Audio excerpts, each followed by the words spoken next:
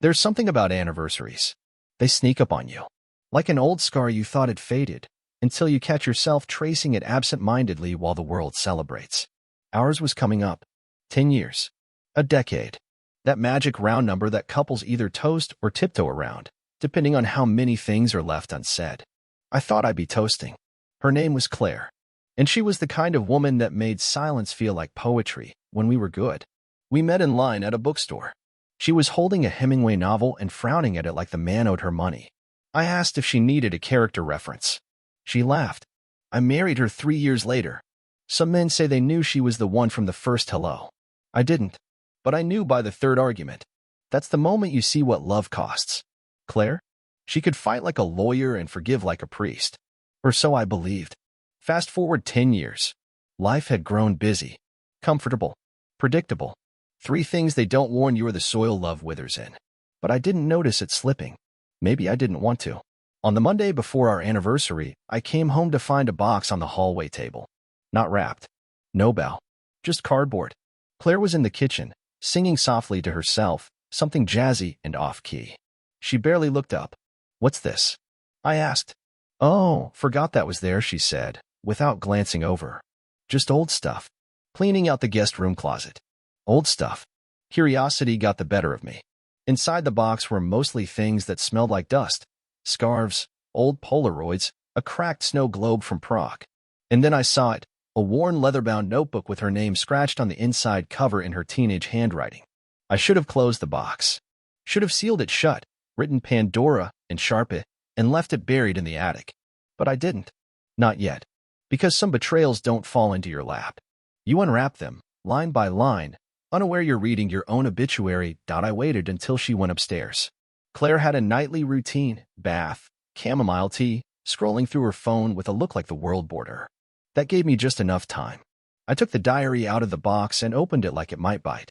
The first few pages were harmless. Teenage angst, summer crushes, doodles in the margins. A different woman, or maybe a younger version of the same one, unburdened by commitment, still pretending life was a rom-com. And then, it changed. It started with an entry marked January 12th. No year, but the context gave it away. It was about me. About us. Logan forgot the dinner again. I know he's tired, but sometimes I feel like I'm married to a clock. Always ticking, never listening. I don't even think he noticed I wore the red dress. That one stung a little, but not unusual. Marriages have potholes. You drive over them. You don't torch the whole car. But it kept going. I saw Damien today. He remembered I used to play cello. Funny how people who don't love you still remember the music you used to make. Damien? The name was familiar. Too familiar. One of her coworkers. The kind she forgot to mention more than once. Back then, I assumed Damien was one of those harmless office types with ironic socks and a spreadsheet fetish. But now, he was showing up in her private symphony. I flipped ahead. I shouldn't have. I kissed him. It didn't feel wrong. It felt like opening a window in a house with no air. I stared at that sentence so long it started to blur. A window. That's what I was to her, a sealed house. Safe. Stale. A structure to keep the storm out. But Damien? He was fresh air. He was oxygen. I was insulation. And yet I kept reading. Because that's what you do when you find the blade in your back. You trace the handle. I told him I'm not ready to leave. Not yet. Logan would fall apart. He's too good, too kind. But maybe that's the problem. Too good. Too kind. Imagine hearing that kindness is your fatal flaw. That being decent is why someone stopped wanting you. I closed the book. My hands were shaking, but not from heartbreak. Not yet. No, what I felt was something older. Something colder. Like someone had handed me a map to a place I used to call home, and I just found out it was built on a minefield. Claire came downstairs later, kissed my cheek like she hadn't signed my emotional eviction notice in cursive upstairs. "Everything okay?" she asked. I smiled. "Oh yeah," I said. "Just thinking." Thinking. But what I was really doing was planning. The next morning, Claire left early for a strategy retreat. 3 days, she said. Just her and the team. Some overpriced lodge with yoga at sunrise and overpriced muffins. She kissed my cheek on the way out, suitcase in hand, as if she hadn't already packed up emotionally months ago. I waited 5 minutes after the car pulled out. Then I went upstairs and opened the diary again. Because pain becomes hunger when you know there's more to learn. I skipped ahead, somewhere deep in the pages, somewhere in the middle of the rot. And that's when I found it. The entry was titled simply, Chase. He makes me feel like I'm the only woman in the world. Logan doesn't even look at me that way anymore. Sometimes I think I stayed with Logan out of guilt. But Chase sees me. That name wasn't unfamiliar either. She'd mentioned him casually before. The charismatic, creative director who just gets her. Always followed by a dismissive laugh. Oh, Chase? He's harmless. Harmless. Funny word. People only use it when something definitely isn't. We got a suite this time. I told Logan I was going to Lacey's baby shower. Chase said we should get a room with a view. He's so thoughtful. I can't believe how easy it is to lie now. She even mentioned me. Logan keeps trying. He brought me breakfast in bed yesterday. I almost cried. Not because it was sweet, but because I didn't feel a thing. I wish I could. But I think the part of me that loved him is already gone. You ever read a sentence so cold it drops the temperature in the room? I sat there in our bedroom, no, my bedroom now, holding the diary like a detonator. Except the explosion had already happened. This was just the replay. I kept going, because why stop the bleeding now? Chase wants me to tell Logan. Says we can't keep sneaking around. He thinks Logan will take it like a man. I'm not so sure. Oh, he thought I'd take it like a man? Funny. Because what happened next wasn't very gentlemanly. See, that same day, Claire forgot to log out of her email. There was a message from Chase. Titled, of all things, Game Plan. You sure he's going to show? Should we book that corner table again? I want to be the one to tell him. He deserves to hear it from me man to man. A candlelit ambush. They were planning to announce the affair like it was a promotion. Invite me to dinner and serve betrayal between courses. I stared at the screen for a long time. Then I RSVP'd. Told them I'd be there. Smiled at the little blinking cursor. Let the wolves set the table. I bring the fire. I wore the jacket she bought me 2 Christmases ago. Not because I liked it. It fit like a straitjacket. But because it was the one she always said made me look clean and harmless. Harmless. That word again. I figured if I was walking into a trap, I might as well dress like the fool they thought I was. The restaurant was the kind of place with waiters who correct your French in tiny plates that cost more than car parts. Definitely not our usual haunt. Too elegant. Too calculated. Which made sense. This wasn't dinner. It was theater. And I was the opening act in a play where they thought they'd written the ending. I stepped inside and spotted them immediately. Claire, glowing. Too glowing. The kind of glow you get when you've already moved on emotionally, and now you're just showing off. She wore a red dress I hadn't seen in months. Her hair was done the way she used to only do for anniversaries or interviews. Her lipstick was war paint. And then there was him. Chase Donovan. Mr. Charm with a jawline sharp enough to file taxes on. Dressed like he was allergic to humility, flashing a smirk that said he'd already won. He stood when I approached, offered a hand like we were old college buddies catching up over cigars. Logan, he said, voice smooth as snake oil. Glad you came. I ignored his hand and sat down. Claire gave a tight-lipped smile. Thanks for coming. I know this is unexpected. Oh, I expected something, I said, unfolding my napkin. Just not such an expensive betrayal. She flinched. A little. But Chase? He just leaned back, as if I was confirming how small I was. How under control this whole charade was. We wanted to talk to you like adults, Claire began. With respect. Respect left the building around the time you packed a suitcase and started calling another man, babe, I said, sipping the water the waiter had just poured. Chase laughed. Actually laughed. Look, he said, lowering his voice like he was about to sell me insurance. I know this is hard for you, but Claire deserves to be happy. We all do. And this thing between you two? It's been broken for a long time. You just didn't want to see it. He leaned in, locking eyes with me like we were in some dime store western. You've got 2 options, Logan, he said. Leave quietly. Or face me like a man. Claire didn't even flinch. That was the worst part. Not the betrayal. Not the smugness. But the silence. The way she just sat there and let this Kindle stand and dictate how my marriage ends. I felt my pulse drum behind my eyes. That's when the room fell quiet in my head. Anyway, everything else faded. Just me, the coward across the table, and my wife looking at me like a used dish. And I smiled. Not a nice smile. Not the kind that says, I understand. No, this was the kind of smile a man wears when he just decided the war starts tonight. I stood up. You want your teeth whole or in pieces? Then I cleared the table with his face. The plates shattered. Wine flew like blood across Claire's dress. Someone screamed. Chase tried to stand, but I'd already launched a right hook that made him forget his last 3 passwords. He hit the floor hard, tried to crawl away. I wasn't done. Not even close. Because this wasn't just about her. It wasn't just about the affair. This was about every moment I doubted myself. Every lie I swallowed with a smile. Every time I wondered if I was going crazy because she was suddenly too tired, too busy, just not in the mood. I knelt beside him. You thought I'd just nod and walk out while you played house with my wife? I whispered. Claire was pulling at my shoulder now. Logan, stop. You're embarrassing yourself. Embarrassing myself. That line hit harder than Chase's face. She planned this dinner to end our marriage. Like it was a business merger. And now I was embarrassing her because I didn't sit through it politely. Security arrived then. Big guys with radios and that awkward, we don't get paid enough for this, look. They pulled me back, hands on my arms, dragging me toward the door. Chase was still on the ground, wheezing. Alpha energy leaking all over the polished floor.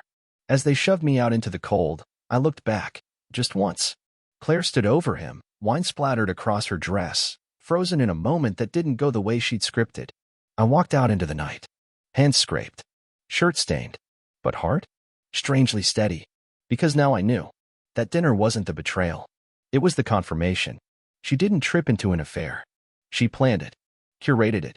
Nurtured it. She wanted me to see it. To sit across from it. To accept it. But what she didn't plan, what neither of them counted on, was that I wouldn't break. I'd adapt. And my revenge? Wouldn't come with fists. It would come with silence. And something far more devastating than a punch. The truth. After the restaurant brawl made the rounds on social media, yes, someone filmed it. And no, I didn't flinch. I disappeared for 3 days.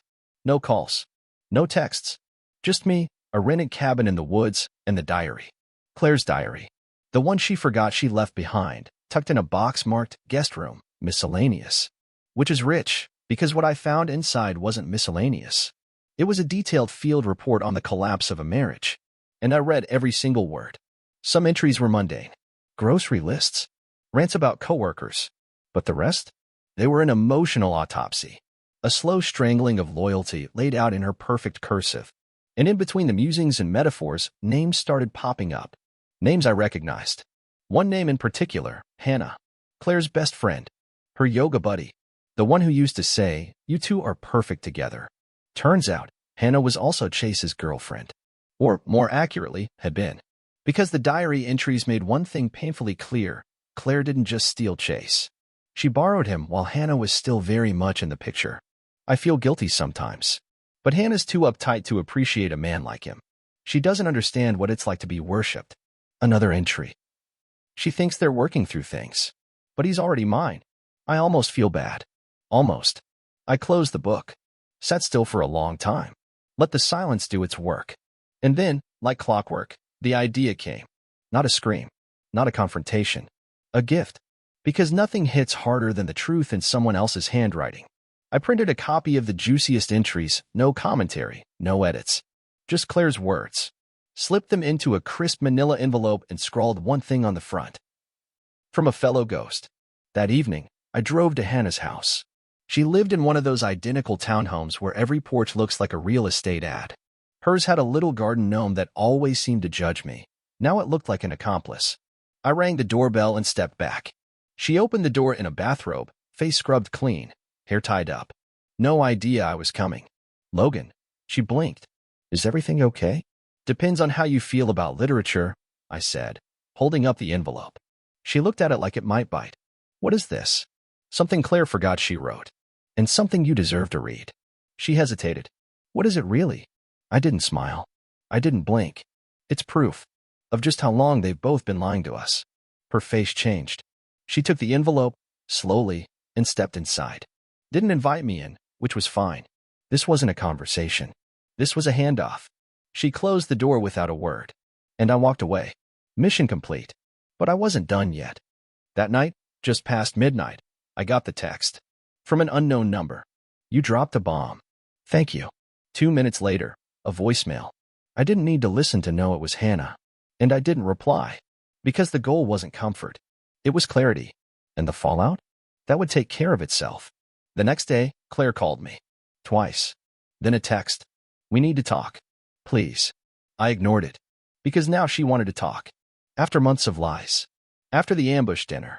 After Chase introduced himself as the replacement husband like I was a worn-out couch. Now she had something to say. How convenient.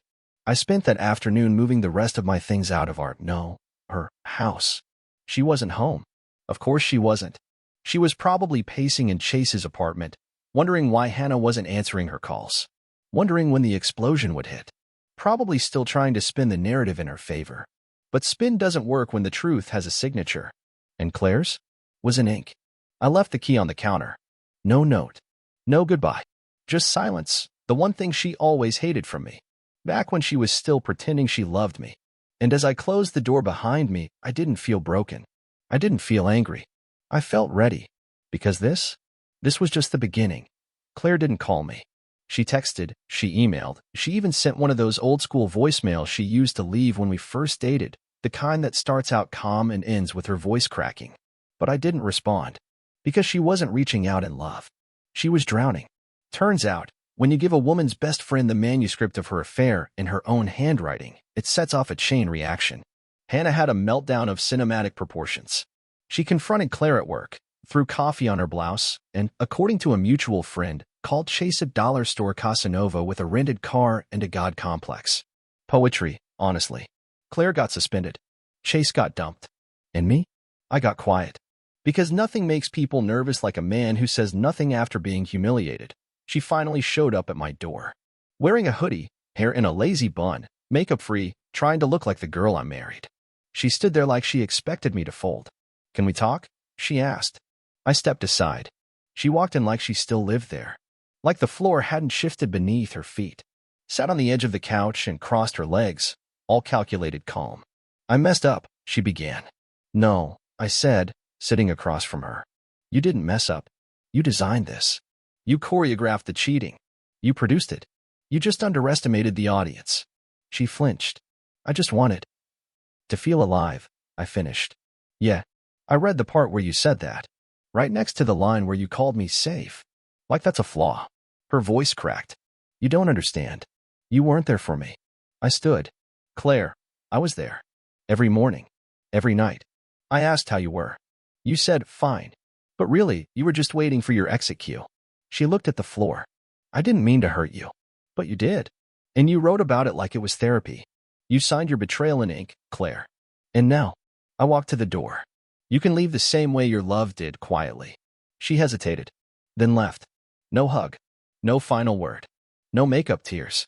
And I didn't watch her go. I didn't want her to hurt. I wanted her to ache. So I started making calls. The diary? It had financial details. Affairs and hotels paid for with our joint account. I sent that to my lawyer. He smiled like a man who just found the last piece of a puzzle. We filed. Not for divorce already done. We filed to contest the prenup, citing fraud and misuse of marital funds. Claire's face at the hearing was pure art, smug melting into panic as the judge read through each exhibit. But that was just phase 1. Phase 2? I knew Chase was cheating on her now. New girl. Yoga class. So I met up with Chase. Man to man. Over coffee. He was paler than I remembered. Smaller. She's already cheating on me, he confessed. I leaned back. Well, I said. You wanted to be me. Congratulations. You are. Claire lost her job 3 weeks after the public fallout. Not officially because of her affair, but let's just say HR doesn't like viral gossip involving desk drawers and creative directors. Chase's company cut ties too. Hannah had receipts, literal ones. Hotel invoices. Credit card statements. I didn't leak them, but I knew someone who would. Meanwhile, I sold our house. Claire begged me to keep it. It's still home, she said. Not anymore. She got her share, less than she thought, thanks to my lawyer's magic. I mailed it in a brown envelope with a sticky note. Now you have something else to write about. I bought a smaller place. Clean walls. Quiet neighbors. No ghosts. Every so often, I get a message from someone who heard the story, a friend of a friend, someone who watched the club fight online and called me a hero. I'm not a hero. I'm just a man who got burned and learned how to use the fire. Claire still texts sometimes. Little things. Hope you're okay. Can we talk? I never reply. Because revenge isn't loud. It's not a punch, or a scream, or a viral video. Revenge is silence. Revenge is healing while they unravel. Revenge is giving them nothing, not even the satisfaction of knowing they still matter. And the diary? I kept it, not as a trophy, as a reminder that the next time someone tells me they love me, I'll check if they're holding a pen first.